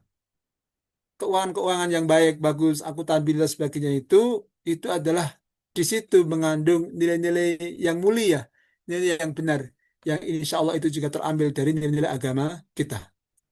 Kemudian kesimpulan yang ketiga adalah bahwa integrasi spiritual dan finansial menciptakan kesejahteraan yang holistik, kesejahteraan yang makro, kesejahteraan yang luas, yang sumul, holistik kan sumul ya, yang komprehensif, baik itu pribadi kita, baik itu keluarga kita, baik itu juga masyarakat di mana kita hidup, bahkan di tempat kerja kita. Oleh sebab itu semuanya, marilah kita benar-benar di dalam masalah dua hal ini, kecerdasan spiritual dan kecerdasan finansial ini harus kita belenkan. Dan ingat bahwa begitu pentingnya kecerdasan spiritual ini kaitan dengan memberikan tuh memberikan pedoman, memberikan guide kepada terhadap kecerdasan finansial. Begitu yang bisa kami sampaikan dari lubuk hati yang paling dalam. Saya mohon maaf apabila ada kekurangan. Kalau ada kekurangan, insya Allah itu dari diri sendiri. Dan kalau ada kelebihan itu dari Allah. Min indillah dari Allah SWT. Dan saya ucapkan terima kasih sekali kepada Ustadz Robit, Pak Kiai kita, dan juga Mas Fajar telah diberikan kesempatan untuk bisa bermuajahah bertemu dengan Bapak-Bapak Ibu semuanya. Syukron. Assalamualaikum warahmatullahi wabarakatuh. Assalamualaikum Waalaikumsalam warahmatullahi. warahmatullahi wabarakatuh. Nggih, terima kasih Ustadz Muhajir. Alhamdulillah banyak sekali ilmu yang bisa kita dapatkan pada pagi hari ini di via Zoom ini. Dan mungkin di antara agar melengkapi kajian kita pada pagi hari ini, kita buka sesi tanya jawab yang mungkin bisa ditanyakan, entah itu terkait materi ataupun terkait si bos, karena alhamdulillah juga hadir di antara kita direktur dari si bos Sintolo Property School, yaitu Pak Robin. Jadi monggo Bapak Ibu yang ingin menanyakan entah tentang si bos atau bahkan tentang kajian kita, tema kita pada hari ini, monggo. Monggo Pak Aling. Iya. Assalamualaikum. Waalaikumsalam warahmatullahi wabarakatuh. Monggo Pak. Waalaikumsalam Memperkenalkan diri warahmatullahi dulu, Nggih. Eh, Salam kenal, saya dari Jakarta. Insya Allah nih kali Pak Ustadz Muhammad Muhazir, Insya Allah mungkin jadi gurunya di Pondok Pesantren Properti ini ya. Insya Allah menjadi guru tamu. Eh, saya. Makasih. Gitu begitu, Pak Robit, Pak Ustadz Ya, Muhajir. saya sering mengisi, Pak. Ada perang isi juga di sana, insya Allah. Kemarin, pas tahun kemarin Ustaz ya, saya pernah isi juga kaitan dengan masalah kompetensi keagamaan, masalah ibadahnya, memberikan pelatihan masalah ibadah sesuai dengan ibadah praktis sesuai dengan tuntunan Rasulullah Sallallahu Alaihi Wasallam. Memberikan materi kecerdasan spiritualnya kemarin sudah. Tapi kecerdasan finansialnya belum memang. Baru kali ini. Ya, beliau ini kan sebagai ustadz tamu kami, Pak Aling ya. Jadi karena kami ini berdekatan tempatnya dan beliau juga kesibukannya luar biasa, aktivitas di luar. Sehingga secara berkala kami undang untuk memberikan kajian-kajian di SIPOS khususnya ya, Sentolo Property Boarding School gitu, sebagai penguatan penyeimbang tadi yang disampaikan Ustadz Muhajir ya, antara spiritual dan finansial. Karena kalau enggak ini bahaya ini Ustadz. Iya, monggo dilanjut Ustadz Fajar. Monggo, Mbak Dewi Alfi kayaknya mau tanya itu. Tidak, Pak. Ya, Monggo, Bapak Ibu yang ingin bertanya, berdiskusi, ataupun bercerita tentang ini yang kita luar biasa bahas. loh, Ustadz Robert. Saya ngisi 1 jam setengah, hampir 1 jam, 1 jam lebih ya. Tapi eh, apa namanya, jamaahnya masih istiqomah ini. Saya sudah jarang-jarang ngisi 1 jam lebih itu. Jadi saya 60 menit udah capek. Tapi ini karena saya satu semangatnya. Iya. Heeh, Alhamdulillah. Jadi karena semangat ini semangat mencari tambahan pahala puasa kajian-kajian Mizumiyah semacam ini kan. betul. Saya kaget saya. Wah, ini biasanya apa namanya? eh saya kan jarang ya. Paling masalah agama, masalah gitu. Ini saya mencoba untuk apa ya, masalah agama dan juga masalah kehidupan, masalah ekonomi ini kan juga luar biasa. Saya juga harus bener membaca juga. Alhamdulillah kok bisa juga. Monggo. Tapi ini Pak, ini Ustaz. Jadi Ya, ada guidance-guidance tadi juga yang bukan cuman secara, artinya gini, ini kan yang dibahas tadi bukan hanya kajian masalah dalil atau wawasan keagamaan saja, tapi tadi juga ada guidance-guidance yang perlu kita pahami, terutama yang saya ini dari segi karakter tadi ya. Ada karakter jujur, terbuka, disiplin, konsisten, dan amanah. juga yang terakhir amanah ya. Ya, betul. Yang itu menjadi, nah, karakter finansial yang berbasis spiritual, dermawan dan peduli terhadap sosial. Nah, ini kan jadi apa ya, semacam KPI lah kalau di profesionalisme ya, yang jadi tolak ukur yang untuk kita mendidik generasi berikutnya supaya aman tadi. Amannya yaitu memiliki kejelasan finansial Hmm. yang berbekal kecerdasan spiritual supaya ya mungkin tidak menjadi cerdas secara finansial tapi malah merugikan orang lain begitu kan. Dan berbagai konsep tadi yang eh, menjadi guidance bagi kita juga yang saya catat di situ. Dan mungkin ada lagi dari Bapak Ibu dan teman-teman semua yang ingin berbagi soal ini monggo dan atau sedikit bertanya tentang si bos Sentolo Property Boarding School. Sambil ini di sini ada Bapak Ibu yang sudah mendaftar di angkatan di tahun ajaran 2006 2007 ada? Apakah ada ya? Boleh ini raise hand atau open cam atau ini apa umum nih kan? Ustadz, ini pesertanya dari macam-macam ya. Ada Bu Siti Masito dari Musi Banyu Asin, Sumsel, Masya Allah. Ada Betul, Pak. Ibu Fajaria Utami dari Lubuk Linggau. Ya, betul ya? Betul, betul, betul, betul, betul. Masya Allah. Itu Ustadz, ada ini, ada pertanyaan di Zoom itu. Oh ya, ini ada pertanyaan di kolom chat dari Ibu Vivin Hidayati. Assalamualaikum Bapak, terkait dengan kecerdasan spiritual dan finansial, terutama untuk finansial ada zakat profesi 2,5% dari penghasilan gaji. Perhitungannya adalah penghasilan bersih atau kotor dan apakah ada nisabnya? Ya. Langsung saya jawab, Ustadz. Monggo, monggo, Ustaz. Ya. Baik, Bapak Ibu Vivin Hidayati yang dirahmati Allah. Pertanyaannya luar biasa ini. kaitan dengan zakat profesi, Masya Allah. Ini kayaknya ibu ini sudah mengerti banget ini. Memang Bapak Ibu Vivin di dalam zakat profesi itu memang para ulama berbeda pendapat kaitan dengan zakat profesi ini. Apakah zakat profesi itu eh, dihitung ada pendapat jadi apakah zakat profesi itu dihitung dari penghasilan kotor atau penghasilan bersihnya? Kalau kotor, nah, sebagian ulama kontemporer itu berpendapat bahwa zakat 2,5% itu diambil dari penghasilan kotor, brutonya. Ini pendapat ulama kontemporer.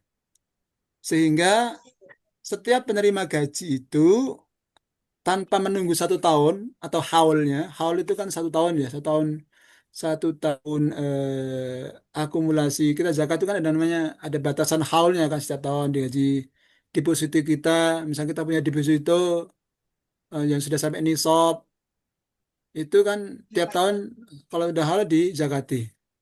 Nah, kenapa pendapat ini dari pendapat ulama kontemporer ini kaitan dengan penghasilan dari penghasilan kotornya itu, mereka berpendapat bahwa ini dianalogikan atau dikiaskan ya dalam bahasa bahasa bahasa usul fikihnya dikiaskan dengan zakat hasil pertanian yang dibayar saat panen.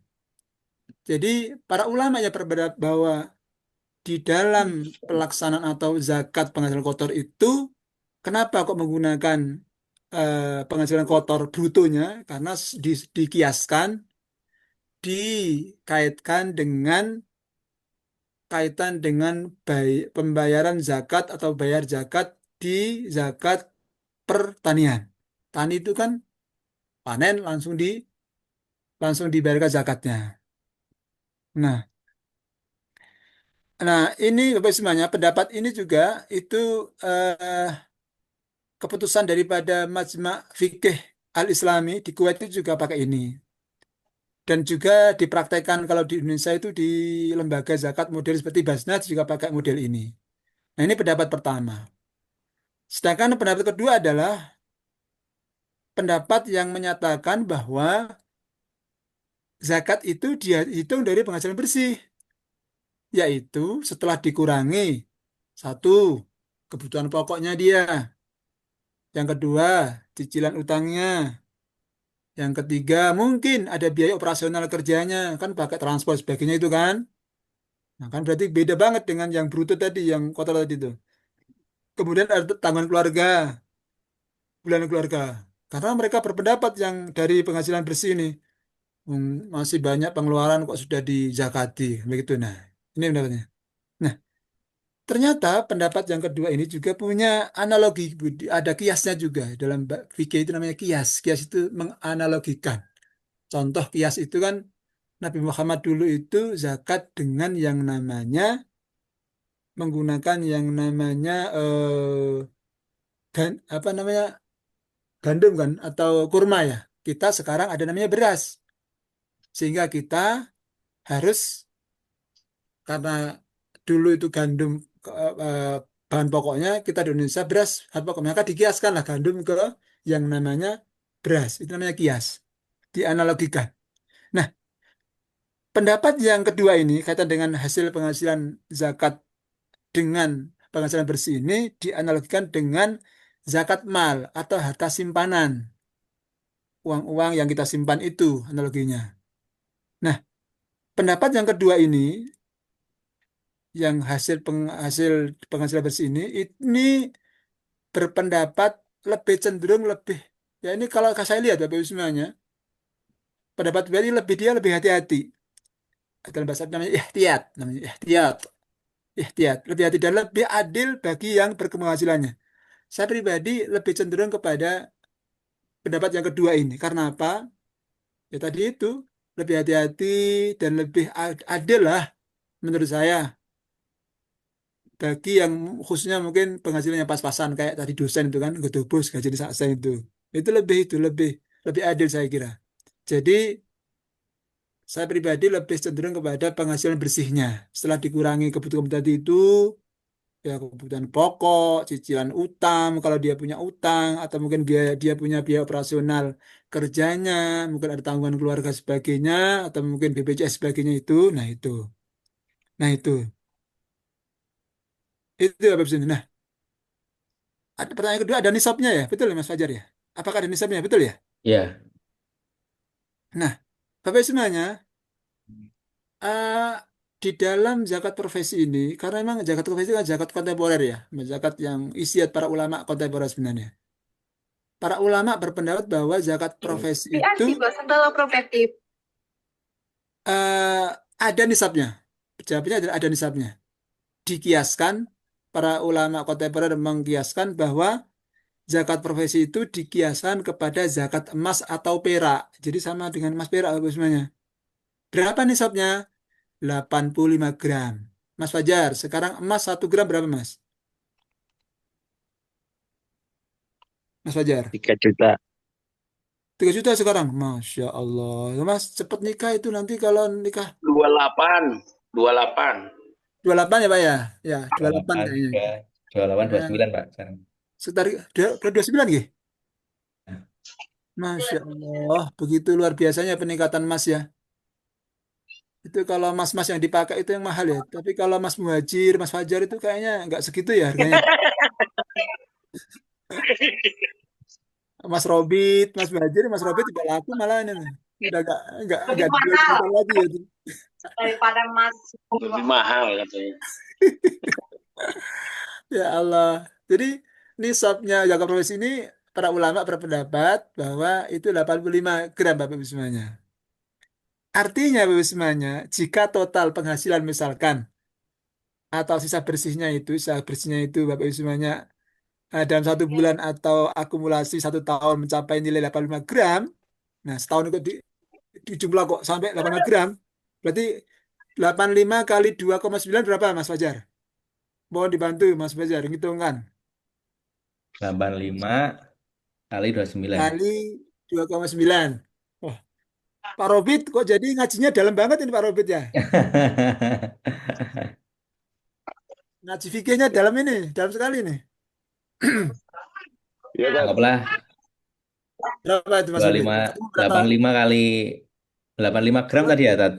Oke, nisab, nisab zakat emas perak itu kan tadi digiaskan tuh. Berapa itu? 85 gram kali 2,9 juta. Anggaplah kali 3 ya, biar mudah. 255. 250 juta berarti. Iya, 255 juta. iya. Oh, Ya, Bapak Ibu kalau punya penghasilan bersih 1 tahunnya 255 juta, berarti Bapak Ibu sudah wajib zakat. Itu Nah, Ada nggak? penghasilan atau tabungan, Tat? penghasilan deh. Maksudnya Oh, kalau maaf gini, jadi kalau Bapak Ibu semuanya, kalau total penghasilan daripada gaji profesinya itu sudah sampai 2,5 juta, maka Bapak Ibu semuanya berhak untuk mengeluarkan zakatnya 2,5%. Itu zakat bersihnya loh ya. Sudah dikurangi semuanya loh ya, bukan kotor. Ini kalau menurut pendapat yang ketiga. Gitu. siap, siap, siap. Gitu. Dalam banget ini. Ibu. Ustaz Fajar minta waktunya Mas Fajar. Oh, Nggih. oke. Monggo, monggo, Bang. Bang. Matur nuwun Ustaz Muhajir. Kenalkan saya Bambang Pak Muhajir. Ustaz Muhajir. Saya Oke. matur nuwun. Belum sempat ketemu nih saya. Belum sempat ketemu. Ini Pak Matur Bambang sih, nuwun. Pak Bambang pesantren properti. Ye, Ye, no. Loh, belum. ini Pak Bambang yang tinggal di Jalan Palagan, yang di Ye, Kaliurang. Loh, ye, ye. saya ini murid jenengan Pak Bambang. Gimana? Saya ini murid jenengan. Saya itu alumni tuanku juga dulu. Ye, saya matur nuwun lah. Ini Ustaz Muhajir. Jadi kan anak-anak itu kelas 1 sekarang. Kelas 10 itu kan sudah punya tabungan sekarang. Dari hasil sendiri ya. Ah, ya betul. Punya Ah, rekening sama, sudah punya tabungan kalau nggak salah 2.700.000. Kalau Mas, nggak salah dari hasil kerja mereka kelompok. dari Nah, uang sendiri, bukan dari iuran dari targetnya nanti kelas 1 naik sebelum naik kelas 2 targetnya mereka harus punya tabungan kelompok itu 150 juta targetnya. wow. Target nanti targetnya. Jadi harapannya naik kelas 2 itu sudah punya tanah entah 1000 meter, 200 meter yang dibelikan tanah paling enggak di daerah Sentolo kan 250-300 ribu. Terus dipecah-pecah, terus untuk latihan mereka. Harapannya pada saat wisuda tadi, Tuan Muhajir kan nanti kalau bisa ke Tanah Suci. Jadi target mereka, wisuda itu kalau di naik kelas 3 di Tanah Suci, tapi pakai uang sendiri. Jadi bukan merepotkan orang tua, kan nanti di Tanah Suci, tapi kan buat repot itu kan sama dengan kasihan ya. Jadi kita upayakan. Nah, pertanyaan saya, sekarang sudah punya tabungan 2.700.000 dari hasil kerja. Nah, ada yakatnya enggak gitu kan? Harusnya gitu. Jadi anak-anak itu supaya Pak Robit atas tabungan yang mulai dijalankan, mereka kan sudah ada tabungan Indo, sudah mulai buka tabungan operasional, tabungan proyek. Jadi dia mutasinya dia sudah belajar financial engineering. Karena pada saat mereka kita didik siswa itu kan lulus tuh kayak sekarang kelas 2 aja, kelas 11 sudah magang di kemarin di Cilacap, sekarang di mana tuh di Magetan. Nanti kelas 3 SMA mereka sudah dapat beasiswa dari perusahaan yang mau mengambil saat dia lulus, tapi dia boleh kerja, pilih kuliah. Jadi rata-rata nanti 10 yang angkatan pertama itu sebelum lulus sudah diinden. Kayak putranya Pak Robit yang pada saat di Taiwan kan sudah diinden. Sebelum lulus sudah diinden. Dan kebetulan tanggal 4 ya, kita juga kedatangan tamu dari kampus di Taiwan juga. Dan Muhajir. Jadi ini salah satu hal. Terus bagaimana Mas Robit yang sebelum terlanjur nih atas target-target kita, jangan sampai lupa yakatnya ya. Nah itu caranya gimana? Itu Mas Muhajir, sekali lagi saya matur nuwun waktunya yang diluangkan untuk SMA Sipos. Pokoknya generasi muda harus berdaya. Generasi muda dakwah kita, dakwah ekonomi yang saat ini diperlukan benar kepada umat kita. Jangan menjadi, kalau saya itu kan, jangan menjadi orang sabar dalam kemiskinan gitu kan. Bahasa saya gitu. Miskin kok sabar, aku bilang.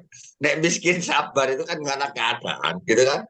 Jangan sampai kita doktrin sabar. Sabar miskin karena keadaan. Kaya sabar baru keren. Nah kita harus kaya dalam kesabaran. Karena sabar itu bukan penderitaan. Sabar itu adalah jalan proses yang harus kita lalui. Seperti matahari terbit pun perlu waktu terbenam 12 hari. Kalau nggak mau sabar ya kita kan nggak pernah sukses. Nah ini Tuan Muhajir, jadi mohon doanya ya siswa-siswi kita memang dakwah kita upaya dakwah di bidang ekonomi agar kita terlahir sekali di muka bumi bukan untuk mengeruk harta di muka bumi, tapi dalam rangka kita terlahir di muka bumi dalam rangka menolong. Inilah yang kalau menolong adalah insya Allah kita akan ditolong sama Allah. Kita berdoa terus, ya Allah tolonglah kami lah. Kalian nggak pernah nolong umatnya Gusti Allah, minta tolong. Nah ini bahasa-bahasa selengean kita dalam keseharian dengan si anak-anak.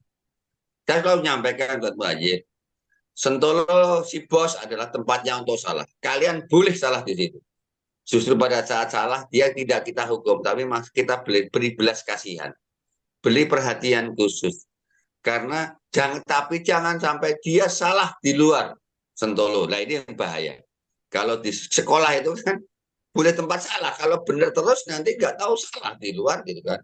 Karena kita meyakini kesempurnaan itu kan berasal dari kekurangan dan kesalahan masalah. Tetapi boleh salah tapi di pesantren properti, boleh salah tapi di SMA Sipos.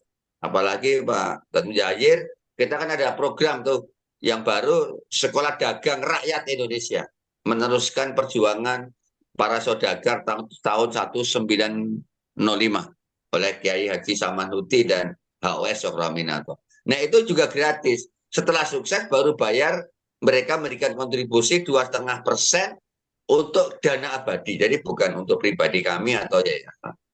Gitu informasi baru dan Muhajir. Mohon doanya, mohon bimbingannya, Oke, mohon arahannya, khususnya ke supportnya ke Mas Robin. Matur suwun. oke, ya. Sami-sami, Mas Banun, sami-sami, Masya Allah, Alhamdulillah, banyak sekali pencerahan di sini. Itu Ustaz ada pertanyaan itu dari Bu Mas Hani, Mas Fajar, Bu Endang Rohmawati itu, Mas Fajar. Ye, ye. Oke, tadi mungkin ini satu Hajar tadi bagi sedikitnya yang perlu dijawab juga gimana arahannya dari Pak Muhajir untuk teman-teman si bos yang sudah mulai nabung penghasilan nih, tahu-tahu Hmm. closing terus sampai nisab tadi apa nih yang menjadi arahan Pak Muhajir, Ustadz Muhajir sebelum eh, terhadap terutama bagi pengurus maupun dari siswa-siswi si bos. Ya, kaitan dengan closing. Closing itu kan juga bagian daripada apa namanya gaji profesi ya. Apa namanya ada hasil di situ kan barang dagang itu juga harus dizakati. Kalau emang hasilnya itu hasil bersih, kalau saya lebih condong pada hasil bersih ya. Kalau udah bersihnya sudah mencapai nisab ya, saya kira perlu dikeluarkan zakatnya. Dan saya juga luar biasa ini pemikiran-pemikiran yang terobosan-terobosan yang luar biasa yang saya kira harus banyak lembaga-lembaga institusi-institusi sekolahan pendidikan yang punya pikiran seperti halnya SM sekolah si bos ini karena harus gitu memang kita harus punya kemandirian finansial kemandirian ekonomi sebenarnya itu karena orang-orang non muslim itu sudah menggunakan praktek ini kan ada hadisnya juga kadal fakru ayyakuna kufron kemiskinan itulah yang akan membuat mereka-mereka itu murtad dari Islam. Dan itu yang sudah digunakan oleh orang non-Muslim untuk memurtadkan umat Islam. Mereka tahu hadis itu. Orang Islam itu kelemahannya adalah ekonomi, uang. Kalau miskin, maka Nabi saya bersabda itu. Hampir-hampir saja kemiskinan itu, kemelaratan itu, kekurangan finansial itu, kekurangan ekonomi itu menjadikan umatku itu menjadi kafir atau menjadi murtad, menjadi kufur. Sebab itu sebenarnya kalau ada lembaga yang seperti ini yang berani memikirkan, punya konsep-konsep ideal dalam masalah pengelolaan finansial itu saya kira luar biasa. Punya target, oh, nanti lulus wisuda, dia nanti mungkin wisuda bisa di tanah suci kan luar biasa itu kan. Tanah suci kan ada di sana kan berlipat-lipat ganda kan. Nah, sebab itu kita harus teman-teman dukung dan kita juga senang berdoa semoga para pimpinan di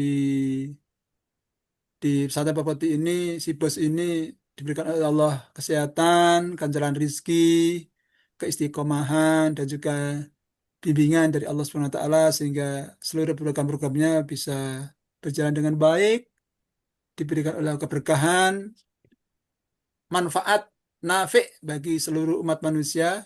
Karena Nabi juga bersabda, khairun nasi anfa'uhum linnas. Sebaik-baik manusia adalah yang paling berguna, yang paling bermanfaat bagi orang lain. Itu adalah orang yang itulah sebaik-baik manusia. Nah, itu Ya, mungkin yang bisa sampaikan, Mas Fajar. ini mungkin terakhir ya, sebelum duhur mungkin ada beberapa pertanyaan ini saya rangkumkan ya. Yang pertama mungkin dari Bu Endang dari Sleman. Monggo ini mungkin Pak Robit, Saat Robit, Saat Muhajir boleh membantu. Apakah Ponpes Sibos ini milik pribadi keluarga, milik yayasan, atau ortom tertentu? Dan apakah alumni yang melanjutkan kuliah di luar negeri ada bimbingan arahan dari satu ustadzah dan kuotanya ada kuota baru berapa kelas? Mungkin Ya, Ustadz Robit izin kemudian mungkin selanjutnya adalah untuk punya bebas finansial dan spiritual yang tinggi, mana yang didahulukan, finansial atau belajar spiritual? Mungkin seperti itu. Dan juga ini ada dari Bapak Samsung ini ya, Masih belum ketemu titik kesempatan dengan istri. Istri masih pengen dengan pondok yang sekarang. Mungkin yang bapaknya pengen di Sibos ya. Nah, ini apakah ada arahan-arahan tertentu? Monggo, Pak Robin. Ya, yang pertama tadi dengar suara saya, Kedengeran, Gus Pak. Fajar. Ya, yang pertama tadi apakah si bos berada di bawah Yayasan Batu? Ya, jadi si bos atau Sentolo banyak yang belum tahu nih kok si bos sebutannya gitu ya. Harus nggak ya kadang japri ke saya. Jadi si bos ini sebetulnya kependekan dari Sentolo Property Boarding School. S-nya itu Sentolo, Y-nya atau Z-nya itu dari ambil properti pakai Z, C, Y, BOS Boarding School. Jadi SMA Sibos atau Sibos ini adalah pendidikan setingkat SMA Bapak Ibu, yang kami bekerja sama dengan Dinas Pendidikan menggunakan pola paket C karena kami ingin meramu kurikulum di mana spiritual, akademik, dan finansial itu menjadi satu padu kurikulum yang bersamaan. Kemudian apakah berada di yayasan? Iya, jadi si BOS atau Sentolo Property Boarding School ini berada di bawah naungan Yayasan Pesantren Properti Indonesia yang berada di Sentolo, Yogyakarta. Dan pesantren properti sendiri sudah berdiri sejak tahun 2013 dan alhamdulillah sudah banyak melahirkan para santri-santri properti, para developer-developer yang sekarang sudah mulai mewarnai lah pergerakan properti di Indonesia.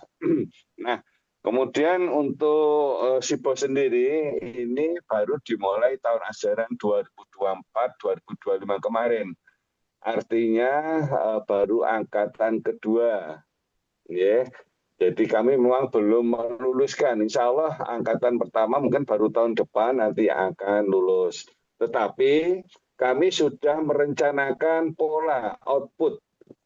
Jadi anak-anak insya Allah nanti di kelas 12 itu akan kami profiling. Kalian ini kalau setelah lulus akan kemana? Khususnya bagi yang akan ke luar, belajar di luar negeri, kami sudah bekerja sama dengan beberapa universitas di Taiwan dan kami sudah anak-anak alumni pesantren properti juga sudah belajar di sana baik S1 maupun S2 dari mulai tahun 2016 insya Allah kalau nggak salah. Dan untuk lulusan Sibos kami harapkan kalau memang mau belajar ke sana kita sudah bekerja sama dan kita akan adakan penguatan-penguatan khususnya dalam hal penguatan agama. Jadi kelas 12 nanti bagi yang ingin meneruskan kuliah dan bekerja di Taiwan, selama 1 tahun kami akan bekali khusus dengan penguasaan bahasa Mandarin selama 1 tahun di Indonesia. Jadi nanti begitu lulus sudah langsung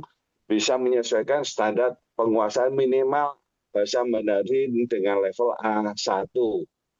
Kalau dulu ngambilnya di Taiwan bahasa, jadi di Taiwan itu kuliah 4 tahun, 4+1 ada istilah gitu. 4 tahun untuk masa studi, yang 1 tahun untuk penguasaan atau pembelajaran pendalaman bahasa Mandarin.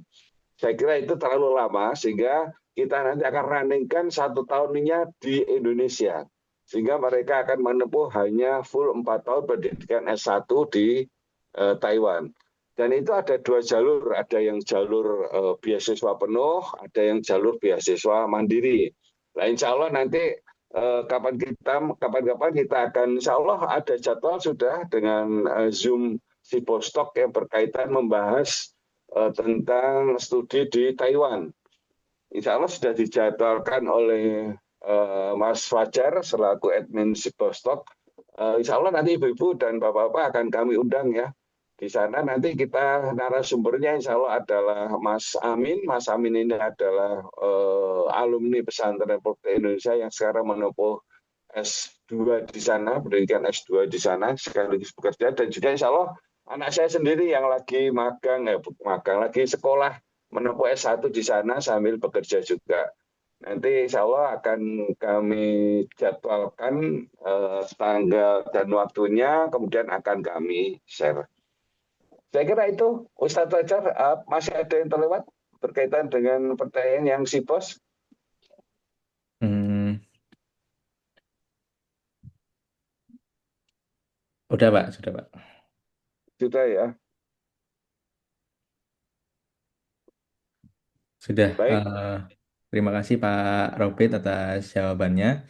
Mungkin Bapak Ibu yang masih berdiskusi dengan pasangan atau dengan keluarga boleh diajak untuk ikut acara di si Postal ini ya untuk mendengarkan arahan-arahan lebih lanjut atau langsung survei di Jogja kan survei dulu dan nanti akan mendapatkan penjelasan lebih lanjutnya.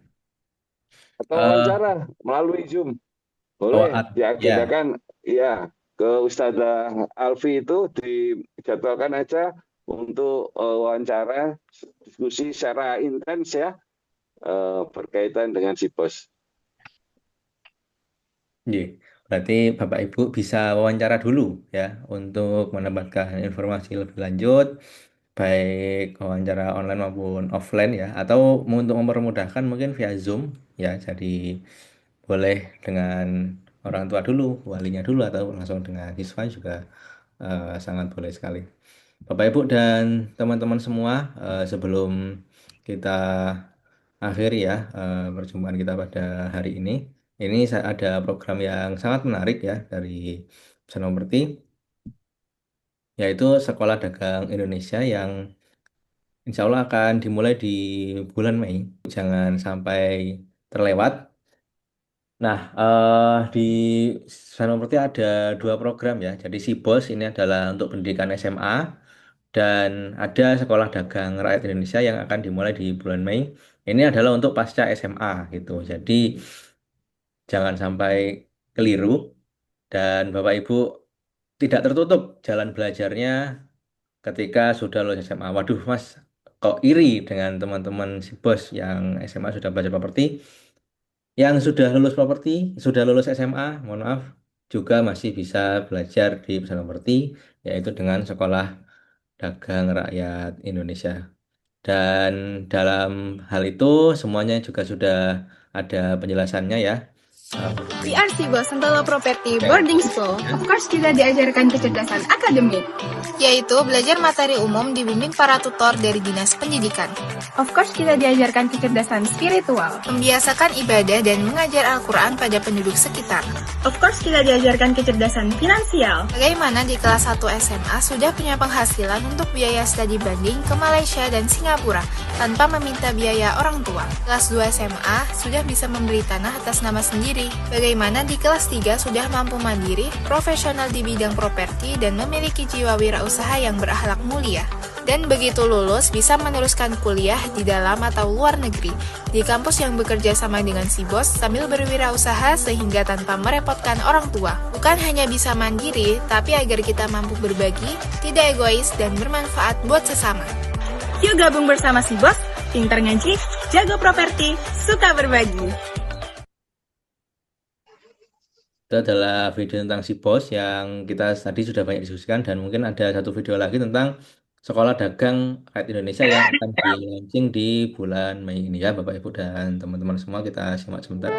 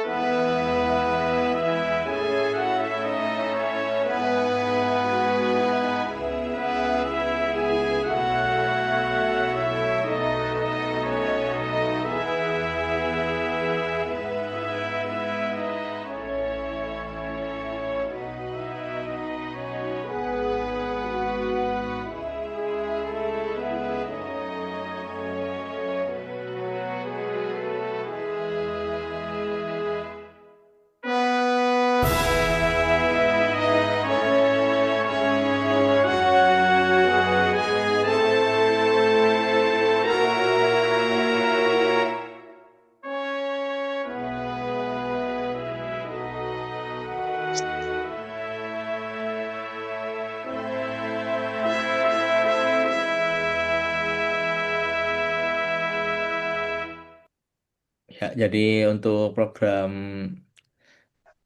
Sekolah Dagang Rakyat Indonesia ini ada dua pilihan ya, bisa full mukim atau bisa Sabtu Ahad datang ke Pusat Mukti dengan